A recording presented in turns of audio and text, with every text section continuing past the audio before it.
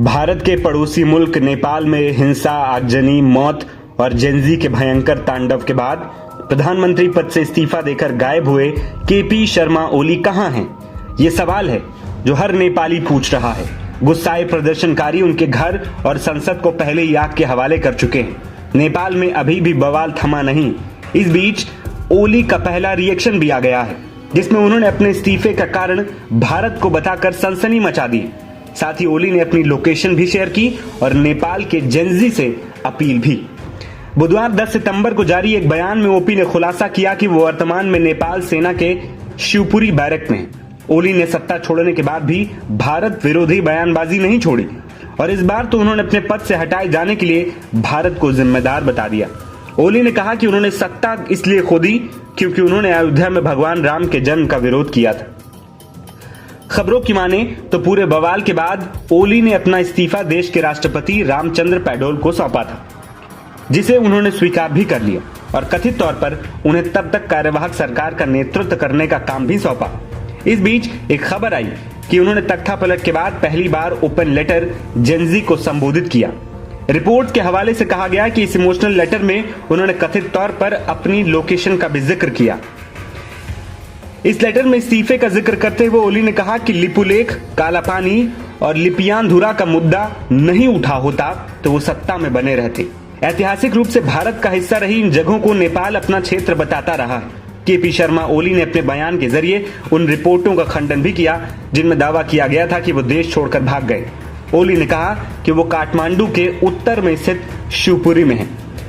अपने पत्र में ओली ने खुद को स्वभाव से जिद्दी बताया और कहा कि अगर जिद्दी वो ना होते तो बहुत पहले हार चुके होते। उन्होंने कहा, इसी जिद के साथ मैंने यहाँ काम करने वाली सोशल मीडिया कंपनियों से हमारे नियमों का पालन करने और स्थानीय स्तर पर रजिस्ट्रेशन कराने की मांग की थी।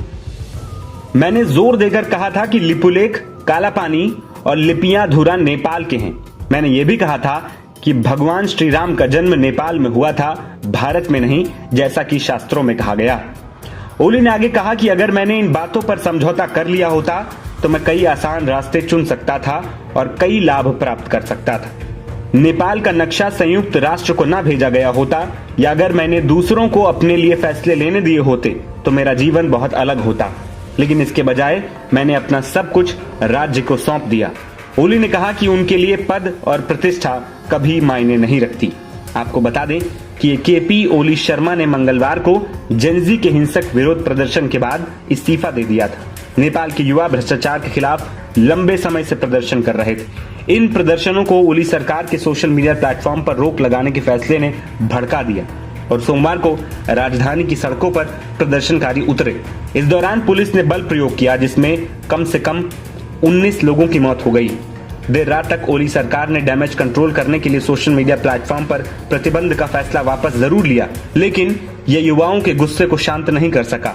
मंगलवार को जेनजी प्रदर्शनकारियों ने राजधानी पर कब्जा कर लिया और संसद, राष्ट्रपति भवन और सुप्रीम कोर्ट समेत प्रमुख इमारतों में आग लगा दी। राष्ट्रपति रामचंद्र पैडोल ने और प्रधानमंत्री केपी ओली शर्मा को सेना ने सुरक्षित निकाला।